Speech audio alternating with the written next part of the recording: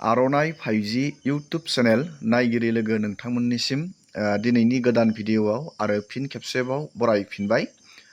दिनैनि गोदान भिडिअ'आनो जाहैबाय मोनसे मस्ट इम्परटेन्ट फाइनान्सियेल सेन्ट्रेल स्किमनि नोंथांमोननो आपडेट लानानै फैदों। जों बे आपडेटखौ दिनैनि नैबे भिडिअ'नि जोहै जोङो A to Z आपडेटआव जोङो सावरायगोन।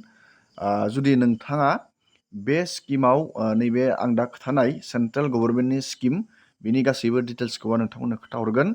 जुदि नोंथाङा बे स्किमाव एप्लाइ खालामो, नोंथाङा नैबे स्क्रिनाव नुनो मोनदों 20,000 रां नोंथाङा डाइरेक्ट नोंथाङा फाइनान्सियेल एसिस्टेन्ट रांखान्थियारि मदद मोननो हायो। नैबे 20,000 रांखौ नोंथांमोना मोननो हागोन नैबे सेन्ट्रेल स्किम। बे स्किमनि जोङो डिटेल्सखौ नैबे भिडिअनि जोहै A to Z आपडेटआव जोङो नायगोन। लोगोसे बेयाव नोंथाङा एप्लाइ खालामनो माबायदि एलिजिबिलिटि क्राइटेरिया थानांगौ, नोंथाङा बे स्किमनि नैबे 20,000 रांखौ मोननो थाखाय, आरो बे स्किमा मा जों बेखौ लास्टआव नायगोन। आरो बेनि एप्लिकेसन प्रसेस, नोंथाङा बे स्किमाव माबायदि एप्लाइ खालामनानै बोरै बे 20,000 रांखौ नोंथाङा बेंक एकाउन्टाव मोननो, जोङो बेनि आपडेटखौबो सावरायगोन। आरो बेनिफिटखौथ' नोंथांमोना नुखादों। नैबे बेनिफिटआ 20,000 रां, नैबे 20,000 रांखौ नोंथांमोना मोननो हागोन। कुनु फेक नङा, बियो डाइरेक्ट सेन्ट्रेल गभर्नमेन्टनि स्किम आरो गोबाङानो बेनि बेनिफिटखौ लागासिनो दङ। जोङो A to Z आपडेटआव जोङो नायगोन। नोंथाङा भिडिअखौ जोबजासे नायलांबाय थाबानो जाबाय जुदि इन्टारेस्टेड बा। आरो नैबेयाव नोंथांमोना नुनो मोनदों आरो बे स्किमखौ एप्लाइ खालामनो मा मा डकुमेन्ट नांगोन, नैबेयाव नोंथांमोना नुनो मोनदों। डकुमेन्टखौबो जों नायगोन। बे स्किमाव एप्लाइ खालामनो थाखाय नोंथांनो माबायदि डकुमेन्टनि गोनांथि जागोन, गासैबो आपडेटखौ जोङो नायगोन। भिडिअखौ नोंथाङा जोबजासे नायलांबाय था, गोबां हेल्पफुल जागोन नोंथांनि थाखाय। नैबे स्किमनि आपडेटखौ आं नोंथांमोननो खोन्थाहरगोन। भिडिअखौ जोबजासे नोंथाङा नायलांबाय थाबानो जाबाय। आरो बेफोरबायदिनो गोदान गोदान आपडेट, डिटेल स्किम, डिजिटेल खौरां मिथिबाय थानो थाखाय नोंथाङा चेनेलाव गोदानबा चेनेलखौ साबस्क्राइब खालामबानो जाबाय। दानिया जोङो बे स्किमखौ जोङो नायग्रोनि। बे स्किमा मा? बे स्किमा जाहैबाय, नोंथाङा नैबेयाव नुनो मोनदों, गोबाङानो मिथिखायो आरो खायसे मिथिया। जाय बिथांमोना मिथिया, नोंथांमोननि थाखाय आं बे आपडेटखौ लानानै फैदों। नैबे स्किम नोंथांमोना नुनो मोनदों स्क्रिनाव, नेशनेल फेमिलि बेनिफिट स्किम। बे स्किमनि जोहै गोबां बेनिफिसारिफोरा 20,000 रांखौ लागासिनो दं। जुदि नोंथाङाबो लानो सानदों, बोरै नोंथाङा मोननो हागोन, जोङो नैबे भिडिअनि जोहै बेखौ जोङो सावरायगोन। दानिया नोंथाङा बे स्किमनि डिटेल्सखौ हारसिङैबो नोंथाङा नायनानै लानो हागोन। बोरै नायनो आं बेखौ नोंथांनो खोन्थाहरनि। नोंथाङा गुगोलाव सार्च खालामनांगोन नेशनेल फेमिलि बेनिफिट स्किम। गुगोलाव बेखौ सार्च खालामबानो जाबाय। लोगोसे लिंकखौ आङो भिडिअनि डिसक्रिपसनाव होखादों। नैबेयाव नोंथाङा गुगोलावबो फरायना नायनो हागोन डाइरेक्टयै। नैबे नोंथाङा नेशनेल फेमिलि बेनिफिट स्किम, नैबे बेयाव क्लिक खालामबानो जाबाय। बेयाव क्लिक खालामनानै बेनि A to Z आपडेटखौ नोंथाङा नायनो हागोन, बोरै नोंथाङा बे 20,000 रांखौ मोननो हागोन। दानिया जोङो सावरायगोन नैबे नेशनेल फेमिलि बेनिफिट डिटेल्सखौ।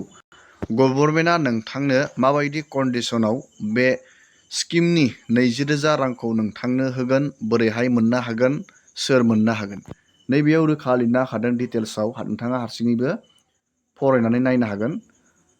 नैबे नेशनेल ससियेल एसिस्टेन्स प्रग्रामनि आन्दाराव गोग्लैयो, NSAP। नैबेयाव रोखा लिरना होदों जाय बिथांमोना गोरिब सुबुं, बिथांमोननि थाखाय नैबे स्किमा जोबोद हेल्पफुल। बेयाव लिरनानै होदों, हमना ला नोंथाङा गोरिब फेमिलिनिफ्राय बिलं खालामो। बे गोरिब फेमिलियाव हमना ला नोंथांनि बिफा बा बिमाया मेन सासे फैसा खामायग्रा थायो।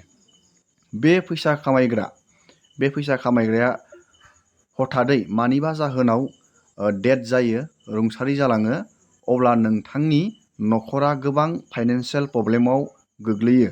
बे फाइनान्सियेल प्रब्लेमनि थाखाय नोंथांमोना गोबां खस्थ' भुगिनांगौ जायो। बेनि थाखायनो नैबे स्किमनि जोहै गभर्नमेन्टआ इसेब्लाबो फाइनान्सियेल मदद खालामो नोंथांनि न'खर, जाय बिथांमोना नेसनेल फेमिलि बेनिफिट स्किमनि आन्दाराव गोग्लैयो। नोंथांमोना बे स्किमाव एप्लाइ खालामोब्ला जुदि नोंथांनि न'खराव बेबायदि घटना जायो, नोंथाङा नैबे 20,000 रांखौ मोननो हायो। दानिया नोंथाङा रोखा जाबाय। इंराजियाव बेखौ ब्रेडविनार बुङो, जाय न'खरनि हेड खामायग्रा। बे अबथिरा जुदि थैलाङो, नोंथाङा बे स्किमनि रांखौ मोननाय जायो। आरो बेयाव एप्लाइ खालामनो थाखाय 18 निफ्राय मिनिमाम एजआ 40 इयारहालागै दं। जोङो दानिया बेनि गासैबो डिटेल्सखौ नायगोन। दानिया नोंथाङा एसेब्लाबो हमनो हाबाय। दानिया जोङो बेनि बेनिफिटखौथ' आं नोंथांमोननो खोथाखाबाय। नैबे 20,000 रांखौ मोननाय जायो। नैबेयाव नोंथांमोना नुनो मोनदों। दानिया बेनि एप्लिकेसन प्रसेस, बेनि एप्लिकेसन प्रसेसखौ नोंथाङा बोरै बानायनो, जोङो बेखौ नायनि। नैबे एप्लिकेसन प्रसेस, बेयाव नोंथाङा क्लिक खालामनानै नायनो हागोन। नैबेयाव अफलाइन आरो अनलाइन मोननै सिस्टेमाव नोंथाङा बानायनो हायो। अफलाइनाव जुदि नोंथाङा बानायनो, अब्ला नोंथाङा नोंथांनि डिस्ट्रिक्टनि नैबे डिस्ट्रिक्ट ससियेल वेलफेयार अफिसाव थांनानै DSW बेयाव थांनानै नोंथांमोना फ्रि अफ कस्ट बेयाव नोंथाङा अफलाइन एप्लाइ खालामनो हागोन। नैबेयाव फर्म होनानै दोनखादों। बे फर्मखौ नोंथाङा डाउनलड खालामबानो जाबाय। बेबायदि बे लिंकआव थुबानो बेबायदि फर्मआ डाउनलड जागोन। नैबे फर्म नोंथाङा नुनो मोनदों। नोंथांनि न'खराव जुदि घटना जायो बेबायदि, आं दहाय बुंनाय बायदि, नोंथाङा बेबायदि बेयाव एप्लाइ खालामनो हागोन। नोंथांनि बे नैबेयाव नोंथाङा फर्म नुनो मोनदों। बेबायदि फर्म, नैबे नेसनेल ससियेल एसिस्टेन्स प्रग्राम, बेबायदि फर्म। नोंथाङा बे फर्मखौ फिलआप बानायनो नांगोन एप्लाइ खालामनाय टाइमाव। बे फर्मखौ बोरै फिलआप बानायो, आं बेनि फुल मोनसे भिडिअ लाबोबाय दं। जास्ट आं नोंथांमोननो दिनै इनफरमेसन होग्रोदों। बेबायदि बेयाव गोबां डिटेल्स लिरनानै होदों। लोगोसे फर्मबो दं। बेबायदि फर्मखौ नोंथाङा फिलआप खालामनो नांगोन, बेखौ प्रिन्ट आउट खालामनानै। दानिया नोंथाङा रोखा जाबाय बेनि एप्लाइ प्रसेस। आरो लोगोसे अनलाइन जुदि नोंथाङा बानायनो सानो, अब्ला नोंथाङा नैबेयाव मोनसे लिंक होदों। बे लिंकआव क्लिक खालामनानै, नैबे लिंकआव क्लिक खालामनानै नोंथाङा उमंग होननाय मोनसे पर्टेलाव थांगोन। नैबेयाव सिटिजेन नोंथाङा लगइन खालामनांगोन। नैबेयाव लिरना होखादों। बेनि उनाव नोंथाङा सार्च खालामनांगोन नैबे NSAP, बेखौ सार्च खालामनांगोन उमंगआव पर्टेलाव थांनानै। बेनि उनाव नोंथाङा नैबे क्लिक खालामनांगोन एप्लाइ अनलाइन, नोंथाङा अपसन मोनगोन।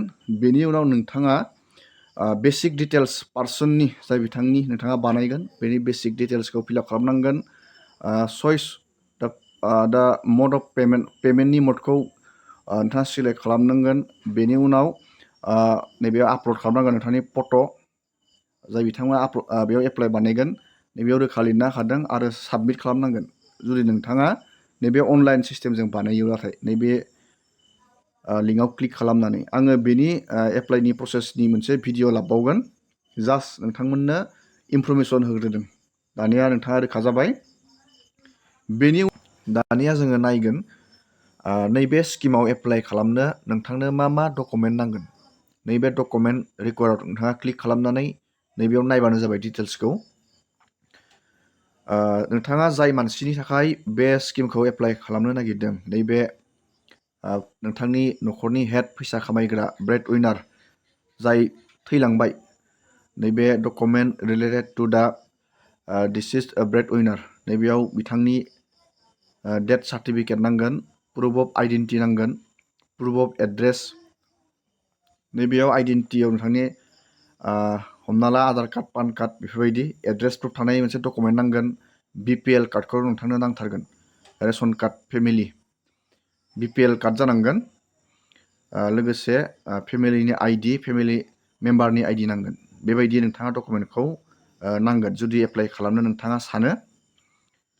आरो नैबे डकुमेन्ट रिलेटेड टु दा family member to be provide assistant, बे स्किमनि बेनिफिट 20,000 रांखौ नोंथाङा मोननो थाखाय दानिया बेनि एसिस्टेन्ट, जाय नमिनि बे फैसाखौ लागोन न'खरा, बेनि नमिनिनि proof of identity, proof of address, proof of age, family ID, family member, बेबायदि नांगोन। नोंथाङा नैबेयाव नुनो मोनदों।